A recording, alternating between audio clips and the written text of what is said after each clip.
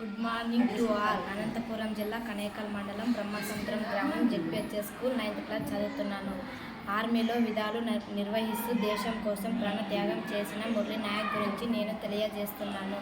శ్రీ సత్యసాయి జిల్లాలోని గోర్లంట మండలం కల్లికాండే గ్రామానికి చెందిన మురళీ పేద కుటుంబంలో జన్మించారు.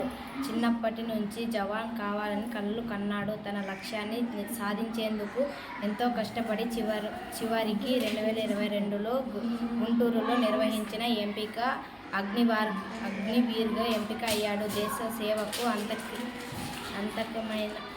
అంతకమైన అతని జీవితం అందరికీ ఆదర్శం. రైల్వేలో ఉద్యోగం వచ్చాక దేశం కోసం సేవ చేయాలనే తపనతో అవకాశం వదిలిపెట్టాడు. తల్లిదండ్రులు శ్రీరామ్ నాయక్, జ్యోతిబాయి ముంబైలో కూలీ పనులు చేస్తుంటారు.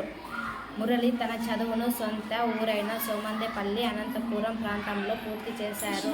ఆపరేషన్ సింధూర్ విధుల్లో పాల్గొన్న మురళి దేశ రక్షణ కోసం మే 8, 2025లో శత్రువులతో పోరాడి వీరమరణం పొందాడు. అతను అంత్యక్రియలు ప్రభుత్వ లాంఛనాలతో జరిగాయి. రాష్ట్ర మంత్రి సవిత మురళి కుటుంబానికి 5 లక్షలు చెక్కు అందించి మురళి విగ్రహం ఏర్పాటు చేస్తానని హామీ ఇచ్చారు.